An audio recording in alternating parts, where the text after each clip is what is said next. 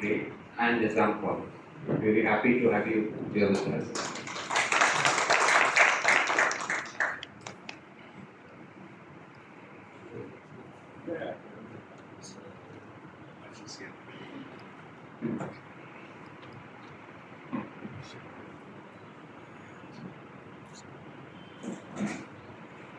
I have to get inside. In fact, I have a question, right? I as well ask it right at the beginning. How many of you prefer chai? Vis-a-vis, okay? And how many prefer buttermilk? How many of so do you prefer chai or buttermilk? It On any given depends. day. Summer buttermilk. In summer buttermilk. Season. Excellent. I mean, and there are perhaps and how many of you prefer both, depending on the time of day? That's a very classic Indian way of ensuring that you get the both words. You know the difference between tea and buttermilk, quite apart from the fact that there is milk involved at some level. There is not much of the leaf left, and whatever was there in terms of the water has also changed. It has absorbed the tannins from the leaves. When it comes to buttermilk, very different process. There is an inherent heat in the curdling of milk, right? But you would not get buttermilk by watching it ferment or by just watching it settle down. You will not get buttermilk by putting it on the stove. To get buttermilk,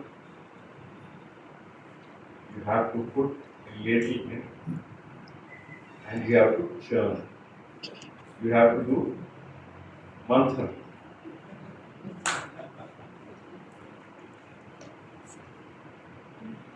Tea was invented in China. Buttermilk, everything we know, was invented in India. Why I say this is because just as there are different recipes, what works for China may not always work for India, and vice versa. In times of turmoil, there is turmoil involved in both.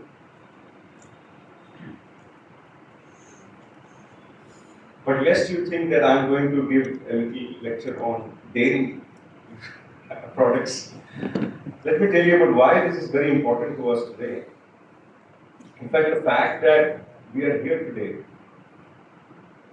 to talk about India's response to the world in turmoil, as Vikramji asked me to speak about this topic. And it made me think that what a luxury it is for us to be able to talk about this. For instance, when I think about all the Indians all the people who have been on the subcontinent, going back, now it is 2026 AD, let's say we go back to 2026 BC, right? Over the past 4,400 years, you look at all the Indians who have been here, and then you think about it, that yes, this was the home of one of the first civilizations on the planet, of the four civilizations, Egypt, China, Mesopotamia, and then Indus Valley.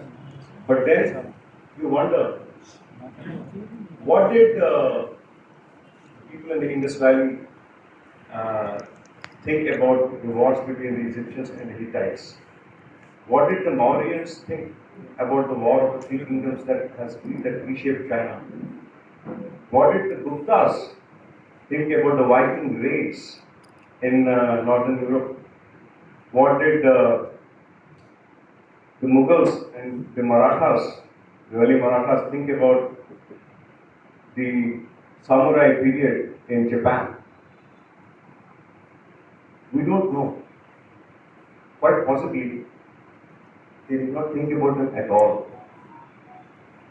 Because all of them were completely possessed by what was going on nearby, in the complete contiguity. How do I fight the kingdom next door? How do I protect myself from the invasions of the Huns on the borders? How do I put down a rebellion, an uprising, we uniquely are that generation of Indians that has the luxury of thinking about the world. And can we afford not to do something with this privilege? That's precisely why when we talk about when we start thinking about India's response to a world in turmoil, we need to first tell ourselves how lucky we are to be the descendants, to be that generation of Indians that can not just think but perhaps also do something about this world in turmoil. So, what is this world in turmoil? Turmoil is defined. It's a bit like all the hands that went up here, there, and then there were some who could not quite decide whether I was asking the question about chai and buttermilk right now, because right now it feels like the weather is good for chai, but perhaps in the afternoon it will again, it would have been a time for buttermilk. So this indecision, this chaos, this is the definition of turmoil. The turmoil we're seeing in the world today, at this point, at the end of the first quarter century of the 21st century, it has at least 7 facets. First, everything we took for granted about our planet is changing, starting with climate, right? And climate change, we've been told, not only is the climate changing, not only are the summers getting longer, suddenly it's unpredictable amount of rainfall, unpredictable amount of snowfall in some places. The oceans are getting acidic. We see that, in fact, the very nature, sugar content in strawberries grown in Maharashtra, for example, has changed. You see the manifestation of climate change in so many ways. It is not a coincidence that you see so many people displaced in India. In fact, there is one estimate that up to 5 crore people will be displaced inside India alone by 2050 because of climate change. And India, Pakistan, northern India in particular, and northeastern China are said to be the places where climate change is going to have its maximum impact. We did not necessarily we did not contribute to the carbon emissions that created climate change. Climate change, let's say, was going to happen. Some people say but it is, most scientists pretty much agree that human intervention or anthropogenic causes have accelerated climate change. And even though India has not contributed to the carbon emissions, we are today, historically, one of the largest emitters when it comes to carbon. On the other hand, we will also told that climate crisis is just one of the so-called triple planetary crisis. The other 2 legs being loss of biodiversity and pollution. Pollution you see every day. In fact, the soil, the earth, you see 43% of rivers in India having heavy metals that are not fit for human consumption. You have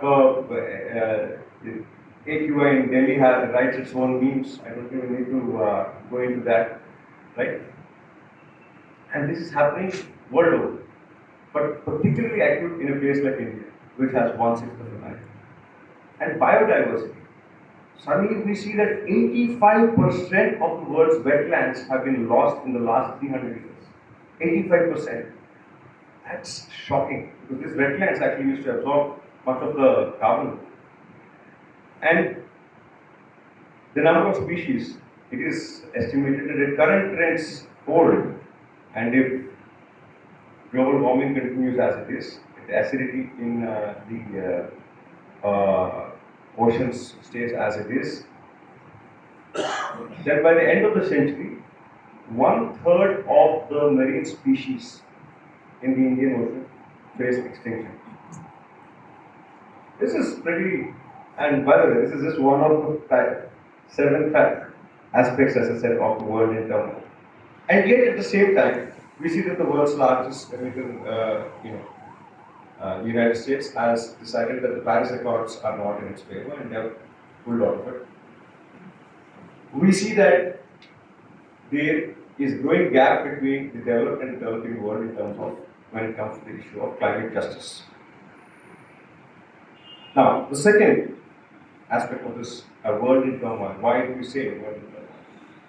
The second leg is that the population of the world is graying. If I had given the same, been here 50 years ago, I'm 100% sure that everybody there would have said, what are you saying? Population is a curse. India is facing a population bomb. We talked about Malthusian economics. We said that we don't have enough, we have too many mouths to feed. It turns out that was a temporary phenomenon and that a larger problem for us. The working age population is much lesser than the retiring population. And this is happening world over. That's why now, for example, UNFPA, they talk about the care economy. UK, you have an entire sector of the economy dedicated to caring for senior citizens. Not only is the population growing, but the population is on the move. For the first time, because population is not growing at an equal rate everywhere. China, as we know, has introduced, in fact, now they want to from one child to 3-child rule.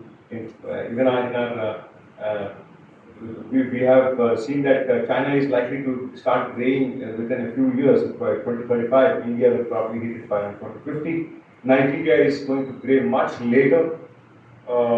And even within India, we see that different states are graying at different rates, replacement, right? As you see, that's why our neighboring state of Andhra Pradesh, they're talking about incentivizing a third and fourth child. Now, because the population is not graying equally, and because prosperity has also not come in equally, we see a lot of people are on the move. For the first time in human history, we have as many as 30 crore people living away from their home countries. This is a massive number. That's, by the way, almost close to the population. If you add migrants and refugees together, it is equivalent to the population of the United States. That many people are living in countries away from there. And when that level of displacement happens, people leave in order to save their lives if you're a refugee. Or they leave for a better life, for livelihoods if they're a migrant. But when that happens, what happens in the community that receives them? You have already seen the pushback against, for example, NRIs in parts of the US. You have seen those videos, right, in Texas, etc. You have heard about, after the stabbing of a young man in England, and a white young man was stabbed by a Sikh young man, and then that has created tensions. And you see the kind of challenges that you have seen in France with the arrival of so many migrants from Northern Africa. In fact, migration has spurred right-wing sentiment across Europe.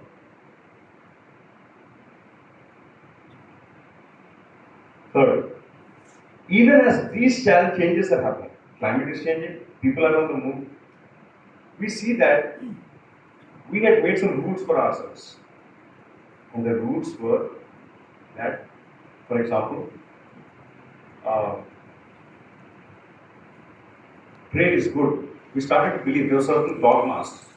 Trade needs to be free. Everyone will prosper when trade is free. When globalization happens, and when markets and supply chains know no borders, the world will be a better place. Everybody will be prosperous. But suddenly, we started to see, after the 2008 financial crisis, and then again more recently, a wave of protectionism, tariff wars. The WTO exists.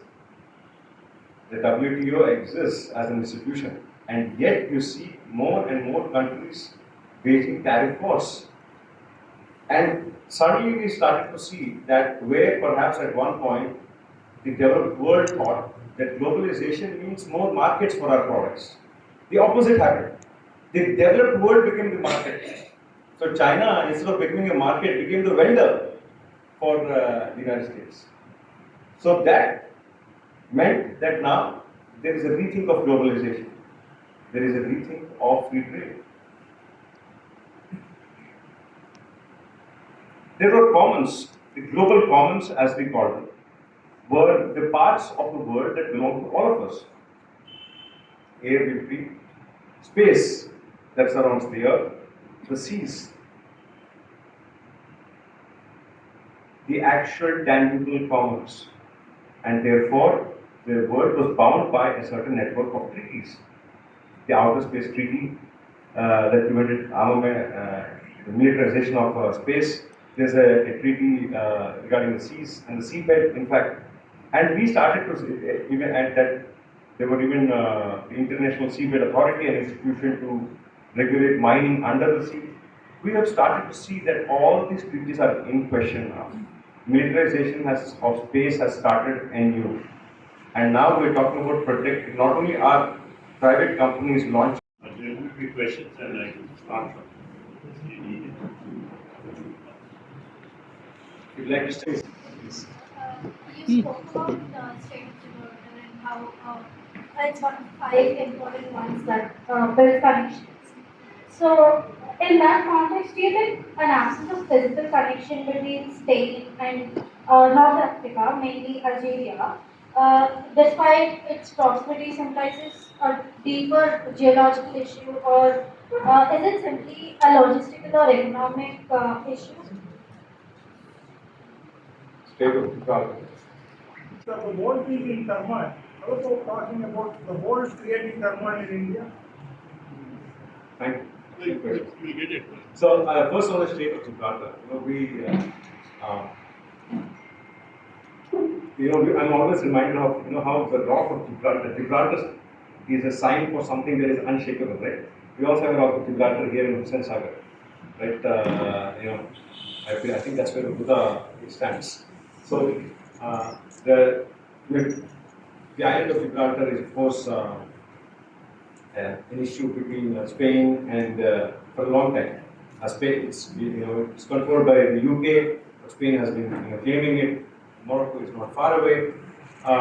The fact is that we cannot change geography, but we have to be prepared for the eventualities that will happen. There was a certain official who did in fact, an Iranian official speaking on CNN, saying that if the war were to restart, then the Mediterranean, the Indian Ocean, they will all be part of the theater of conflict. We already saw the war come here when the Iranian ship was hit by US submarine off the coast. So why I say is that the Strait of Gibraltar is extremely crucial, particularly for Europe. And it is critical also for the Middle East. Because what's the point of having the Suez Canal if you can't take the gas out of the other side? We have, for all our technological advances, we have not found enough ways to work around geography.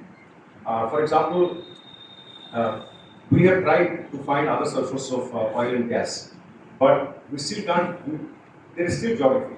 It takes just about 7 days for oil and gas to come from the Persian Gulf.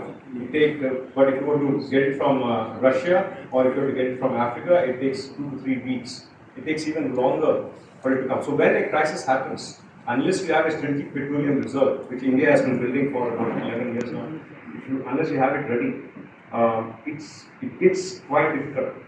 And that's why I don't think, it's really interesting how humans are planning. Elon Musk is talking about mining the moon and going to Mars, etc. But there's not enough attention given to, say, bridging Gibraltar. Or there was indeed a Nazi plan at one point to actually close Gibraltar and make the Mediterranean lake. But none of those grand engineering projects are being carried out in our age. So we are still prisoners of geography, if I may say, both Karthikeya and elsewhere. So what you said about the world being turmoil in India, it always strikes me that India tends to swing between extreme insecurity and absolute overconfidence. If someone questions us, especially someone who is not from India, then we reply with extreme overconfidence. We are who we are. This is what, because India has stakeholder power. We are 1/6 of humanity. You can't take a decision on climate, on trade. You can't make any kind of a multilateral deal without India in the room. And that gives India an enormous amount of, shall we say, the footprint alone gives a certain influence. But at the same time, India is extremely worried that someone will come and do something here. I can understand those who saw the 90s when there were multiple insurgencies in Northeast, Punjab, Kashmir, LTTE was still around. It felt like, can this country hold together? I think today India has a much greater level of confidence in terms of its territorial integrity, in terms of a certain, acceptance of India as an idea by all the people that are in this, for the Republic of India, not, because we created a brand new idea in 1947, Republic of India, Republic of India, something that had not existed before. So, but today India should speak, therefore, with much more confidence. When we get worried about, there will be security lapses in a country as large as India. There's maybe, terrorist attacks can happen. There can be internal, discontent. But that, as to quote Shah Rukh Khan, बड़े-बड़े देशों में ऐसे छोटी-छोटी चीजें होती रहती हैं. And that's why India should speak with much more confidence than, the confidence we exude outside. I believe we should also start believing in it inside. Sir, India, and there is little bit issue over in Iraq crisis. Today, what is happening is our Prime Minister, maybe it's an accident or deliberate, we do not know. Just on the one day before, and 28th of March, the war started. 27th March, our Prime Minister has come back.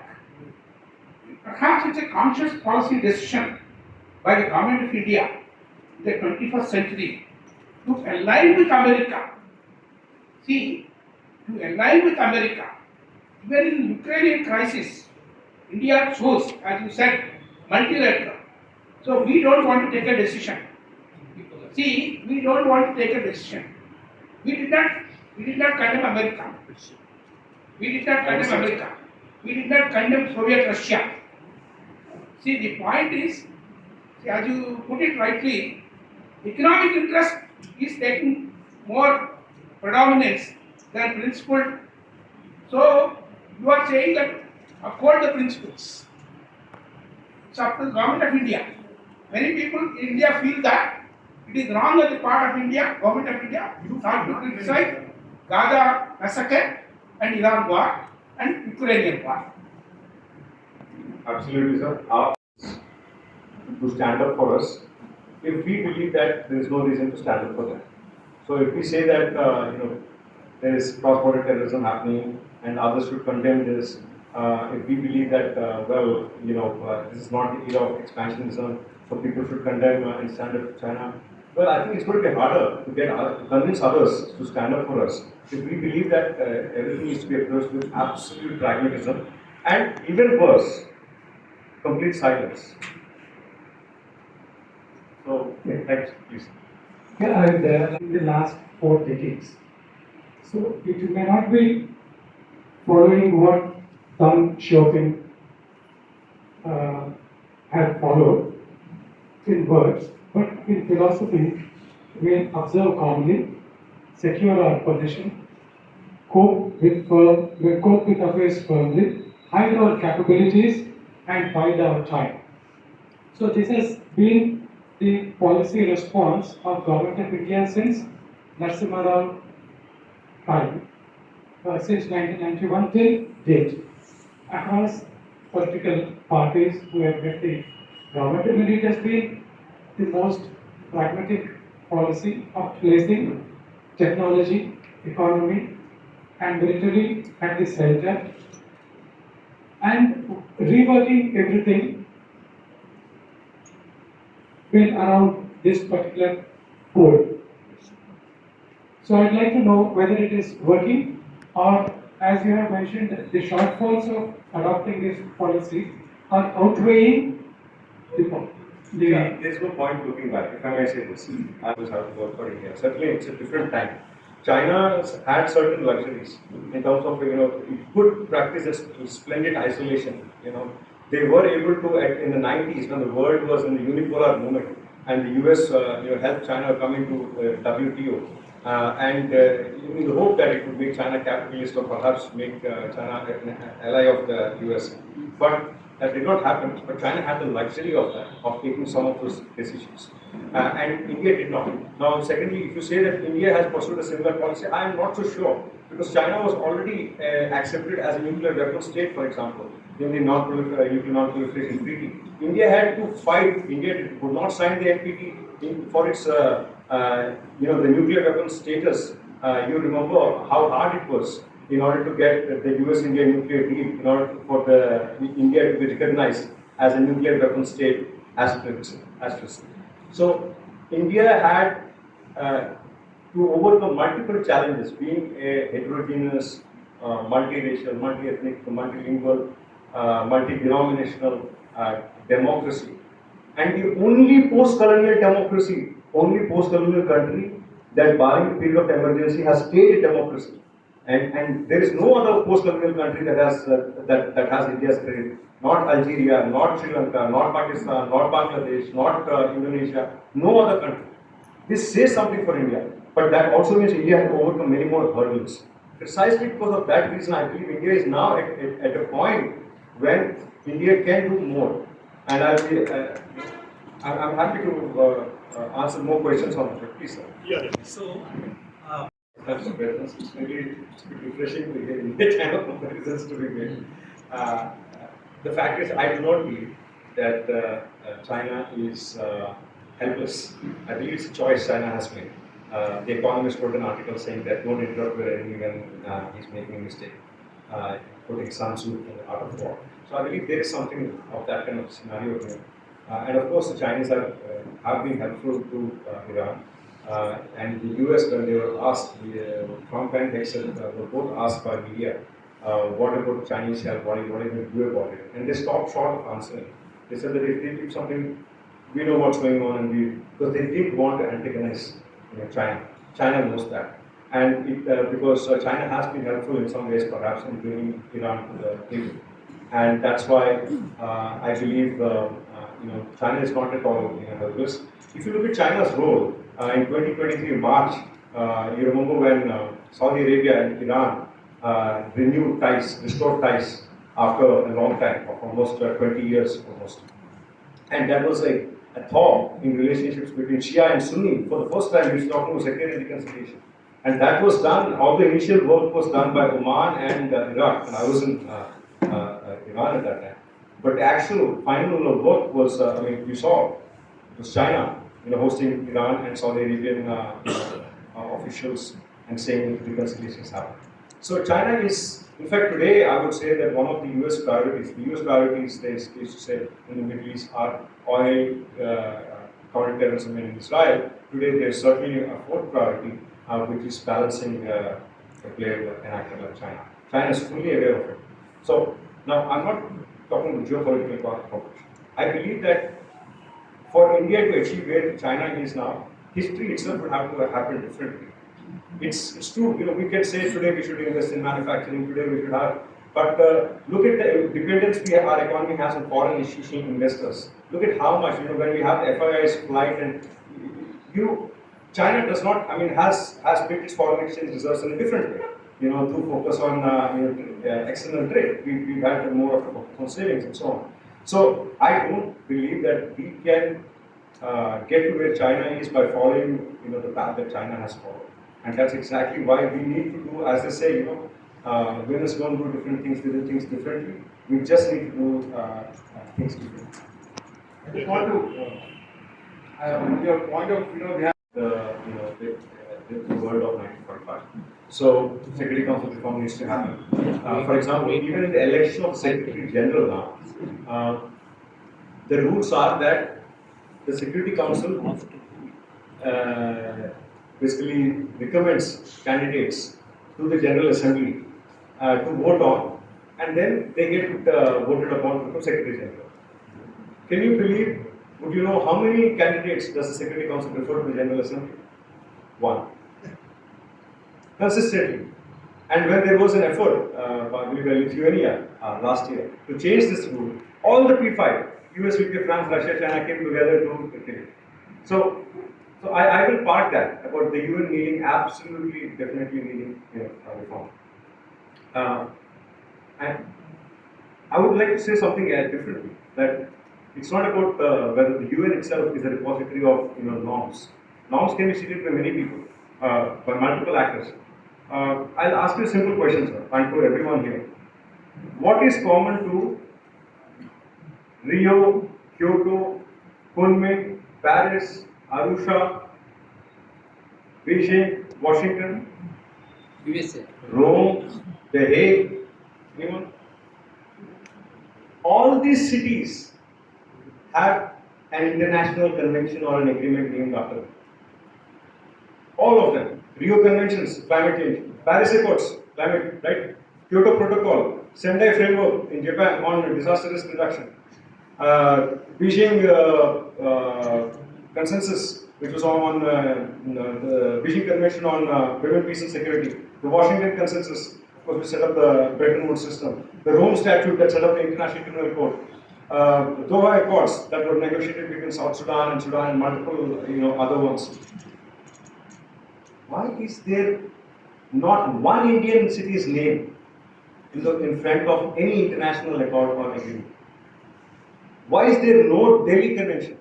Why is there no Bangalore Agreement? Why is there no Hyderabad Protocol? That is what I mean by norm setting. We have to take leadership in creating norms. We have to take leadership in bringing focus back to multilateralism by actually taking leadership in not just taking somebody else's draft, convention or draft resolution and making changes there, but to actually drafting it ourselves. It's painful work. It's difficult work. But then you will be immortal. You cannot talk about climate change without talking about Paris Accords, right? So why cannot India, which has given the world so much, not be the one to give the world renewed hope in a time of turmoil by creating norms, by initiating the creation of norms? I think let's start with that. So I think Dr. Sudha. Think about a reconciliation, and India must do more of that. How can India do that? Because I don't believe India is respected. To be a peacemaker, you must be respected. I don't believe India is respected in the international system. In fact, our foreign policy is such as to forfeit the respect of the world. The Prime Minister goes and says that this is not the age of war. Earns a lot of bouquets for it. But when there's a war, he's taken, he's silent. Our foreign minister says that we are Vishwaguru, and we go and buy oil in a very self-interest way for Russia. So there is a gap between what we say and what we do. We're not respected. So how do you believe that India can be a respected peace broker? Absolutely. So it's a difficult question to answer. And I do not expect anything less from you. Thank you for coming. India has to certainly remake its image, not because of there's an image of India the way we see our there is a in psychology there is something called Joris window. There is the self, the known self and the unknown self. The self that we know and the self that the others know. So similarly, I think in the case of India, the gap between the way we see ourselves and the way the world is seeing us is increasing. And I'm not exaggerating this. There were certain moments when legislation that was passed in India created real questions of India's commitment to principles of pluralism across the world. I think that is a challenge. But what is fortunately for India, in some measure, it has become such a chaotic world that anyone who can bring the capacity, political will, and interest to try and make peace, to facilitate peace, is being welcomed. I'm saying the desperation, the absolute desperation, in countries where there is conflict raging continuously is such, and the number of actors who are at work is also a lot more. You know, in Angola in 1980s, when there was a civil war, the US mediated an end to that, and there were Cubans involved, and there were South Africans, and there were multiple factions. There was a book written on mediation by from US ambassador called Herding Cats. That's what mediation is like. Today, you have a bizarre situation where Al-Shabaab controls, for example, 1/3 of Somalia's territory. You can't even, they are not recognized as a country. You have, in Libya, two governments effectively recognized by, in fact, the members of the permanent five recognize different governments for Libya. So it has become a far more chaotic world, and that's where there is far more opportunities for even a small novice peacemaker to come into play. And by the way, I'll give you, for example, say the Thailand-Cambodia crisis. There are 4 countries that have an interest in ASEAN: US, Japan, India, and China. When the Thailand-Cambodia war broke out last year, you all remember that? Priyagya temple, the Buddhist temple, and all that. Only 2 countries appointed special envoys: US and China. Japan has not done much for a long time, but India did nothing. Now, why does this matter? It matters in the long run. Today, if you look at even inside the UN system, there is not one single Indian, one single special envoy involved in any peace mediation effort who is Indian. Not one. There are some Indians at senior roles working on technology and other things, but not one involved in peace mediation effort. And that means that we are in fact killing ourselves in terms of the experience that we could have. So, yes, we need to change ourselves. We need to do a lot better internally. We need to start doing norm seeding, and then we need to find conflicts that are not necessarily immediately going to impact our interests, but that will have an impact on people everywhere. Whether the conflicts are far away somewhere in Central Africa or in Latin America, and express our interest to play a role. You cannot simply go and say, I'm going to mediate. You need to have first consent. And in the process of gaining consent itself, all your fortes and foibles will be exposed. How they see you, how much they welcome you, how they respect you, all of this will become clear. So there will be places where India, the doors will be closed for India, but there will be others where the door seems to be closed but has not yet been locked. And those are the ones India can open. For another question. I think that the fact that India can't manage to get respect from its neighbors is a clear indication of where India stands today. Pakistan has brilliantly managed its relationship with China and America. Well, we know that China and US are at loggerheads. But then we know what our relationship with Pakistan is, and it seems to be a very long, dark tunnel. China has managed to get from 10,000 square kilometers of abstraction and that area, and we are looking at it. Bangladesh has shut out India, for instance. A small nation like Maldives says that we don't want India around. So all this is, I think, is a sign that because they don't have respect for India, that they are able to say these things. Even a traditional ally like Nepal has a constitutional amendment amending the borders in favor of China.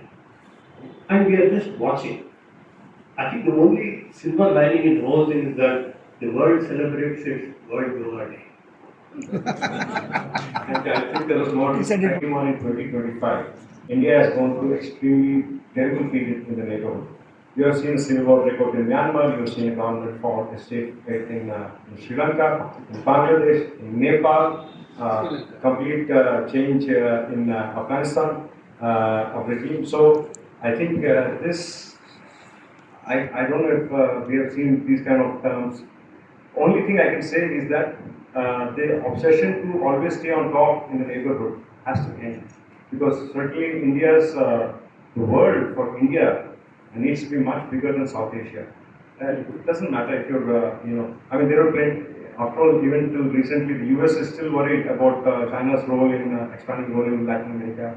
China is worried about India's role vis-a-vis Vietnam and so on. No country can be fully secure in its neighborhood, but that should not prevent it from being a player in the rest of the world. The more we obsess over our neighborhood, the more we'll be confined. I have a 500 billion business where India is mostly an agrarian economy and agriculture products also is part of that 500 billion. Now, Hormuz, you just glanced over and then left off. There was no need of Hormuz for us at all. Russia was giving it for less price than what US is giving from Venezuela. Why this crisis has come and why Prime Minister is subordinating United States?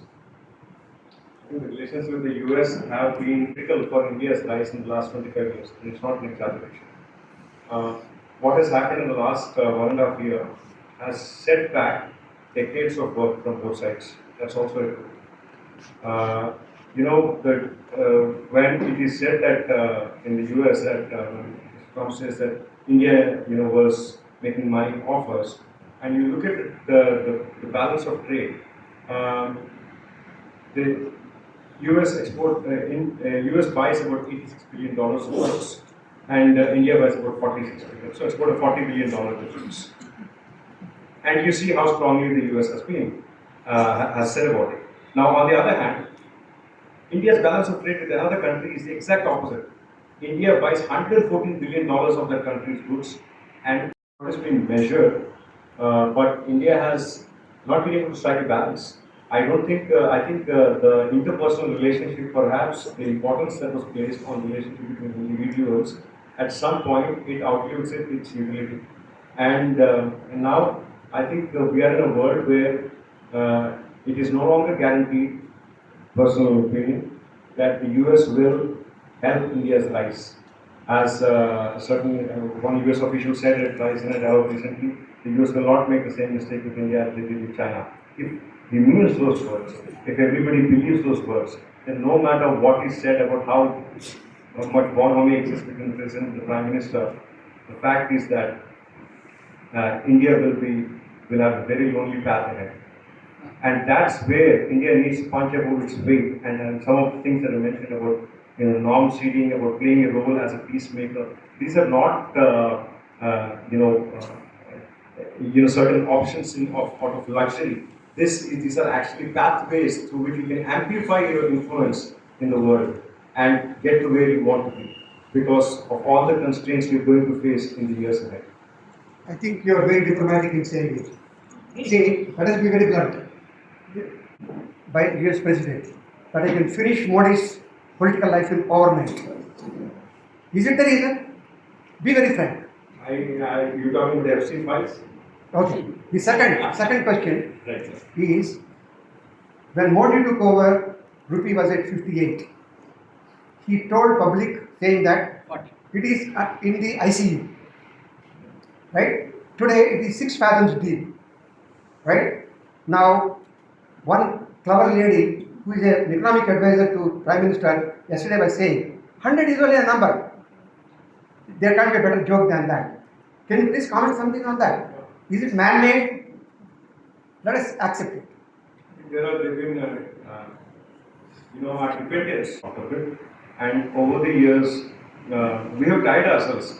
Reasonably, we have a lot in common with the West in terms of norms, right? In terms of pluralism, democracy, what we want to do. So we have tied ourselves very closely. But when it comes to the economics, I think there has been, and there are better experts than me in the room on this. There's been a lot of mismanagement.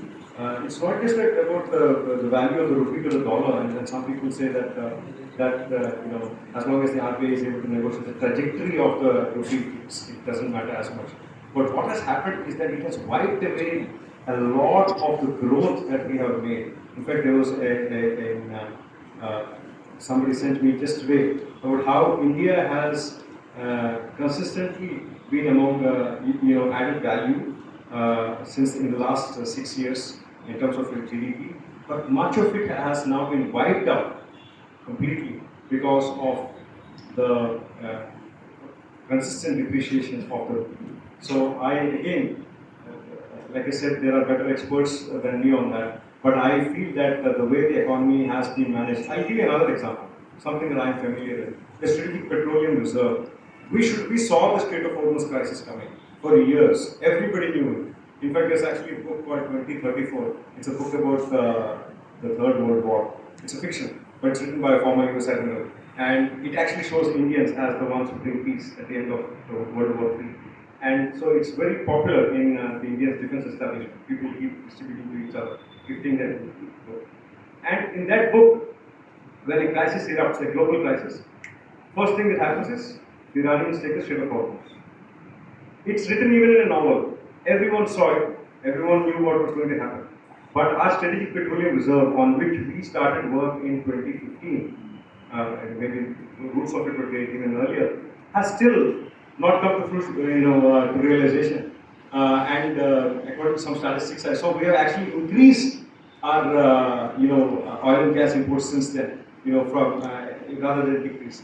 So I think there is a huge problem in terms of implementation and program management, right? And I think somebody has to be accountable for that. So now suddenly we find ourselves being told that there's an exogenous shock. How many exogenous shocks are we going to have? We had COVID exogenous shock, Ukraine exogenous shock, now Strait of Hormuz exogenous shock.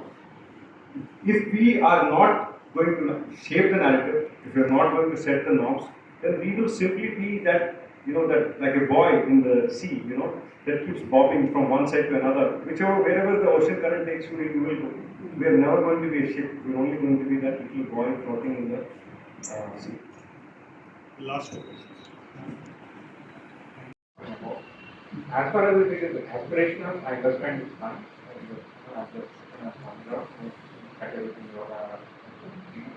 That is a soft kind of problem that we want.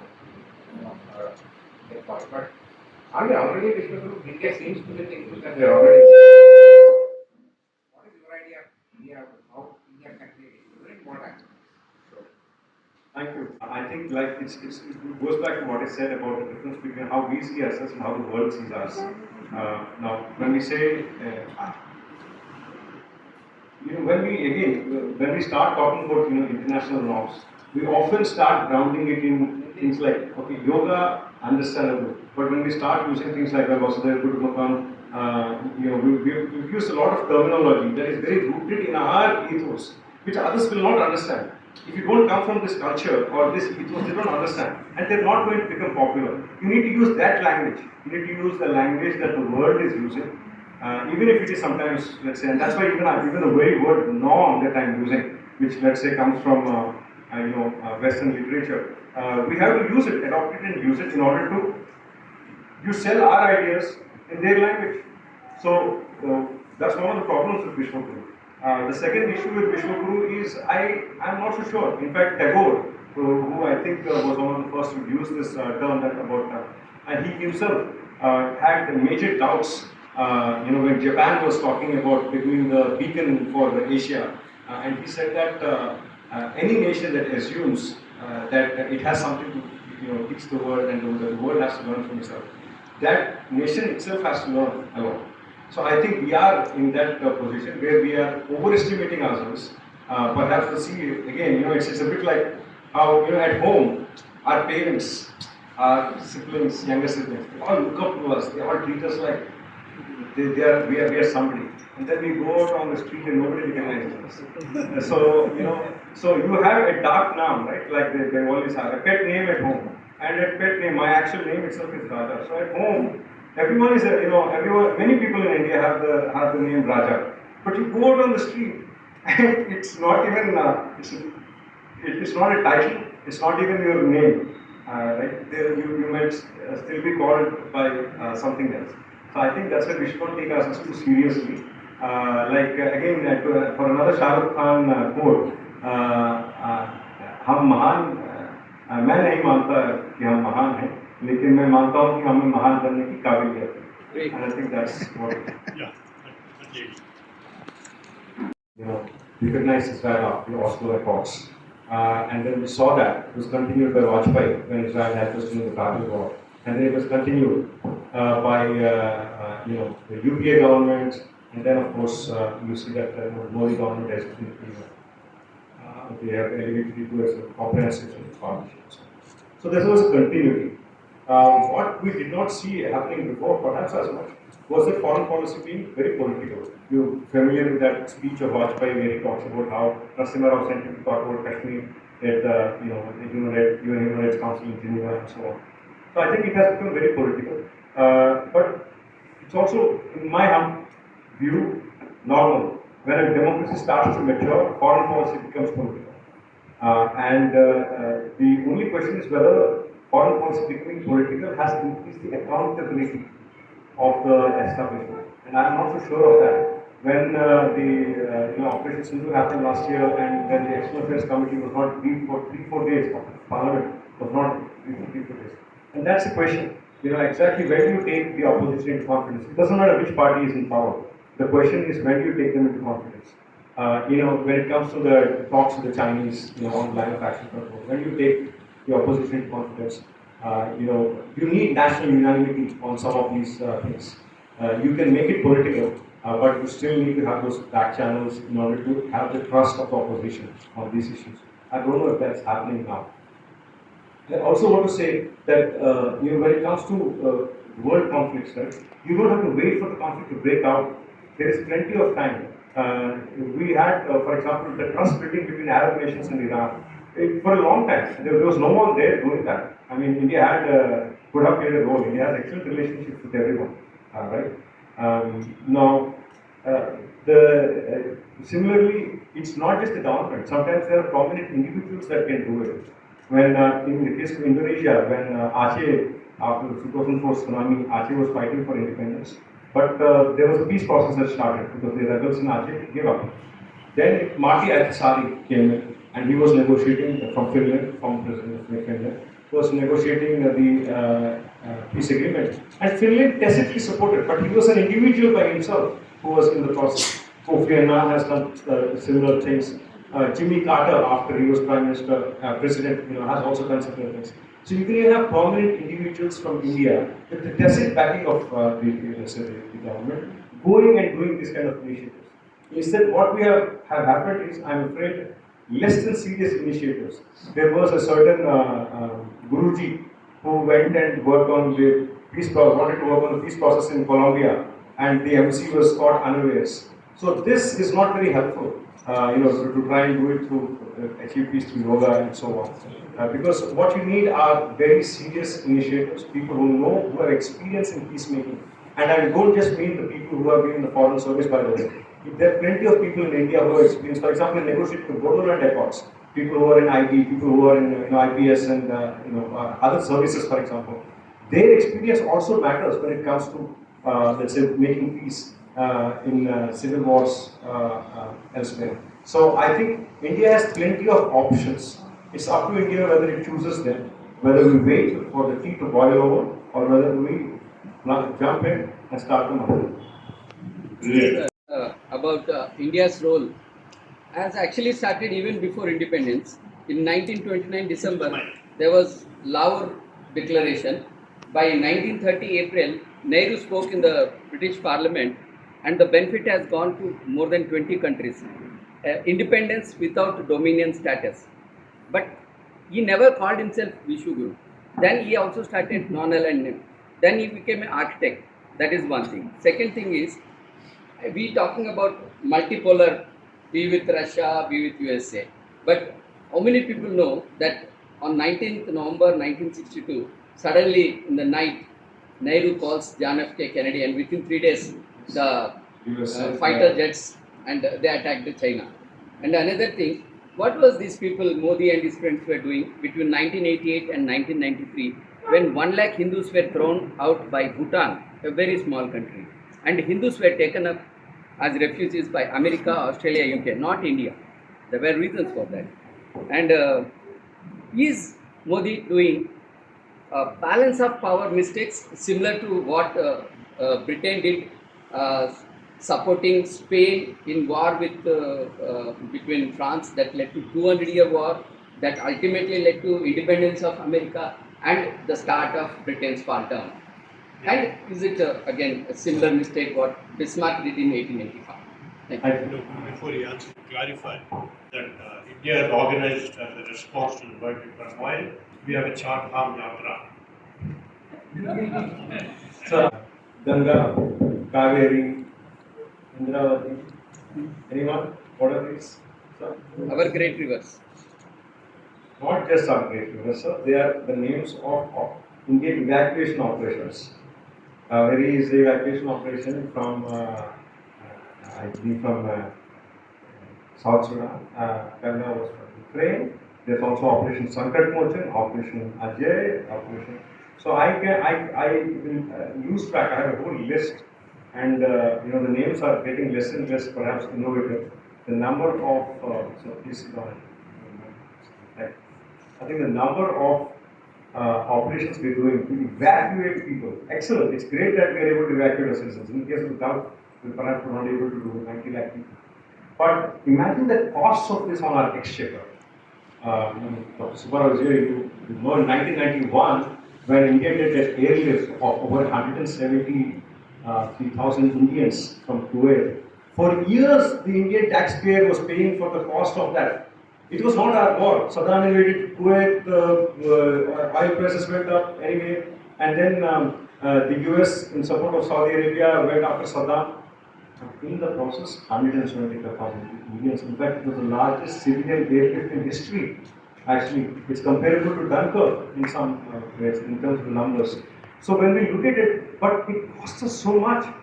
Now, our single response has been Syria, Yemen, Libya. In fact, in case of Libya, there's a famous phone call that a US official did at that time to an Indian official saying, we are interpreting the Security Council's resolution on all necessary means to stop Gaddafi as military intervention. So we are going in.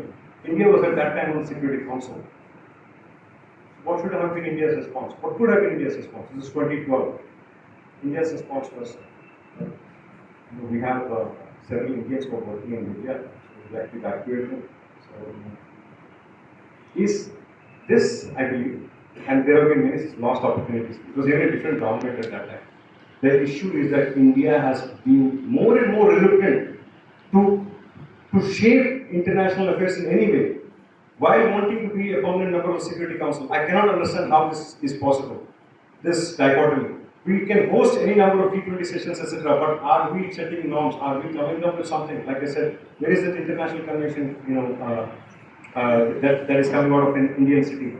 So, I believe that all said and done, it doesn't matter whether India was doing great work in the 1950s, and comparing it. I think history is good to learn from, but always we are prisoners also of our context and of our times. I'm looking forward, and I'm saying that from now on, what can we do? What are our options as India? What is our, in terms of a response to a world in turmoil today? And if we don't make these choices today, we will end up like those Indians in 1453 AD. That's my view, and that's what we need to act. Thank you. It was a brilliant lecture. Being a fellow of Nizam College, I can see where the basis comes from. Thank you very much, Ram Kami. Can you just give me a direct order?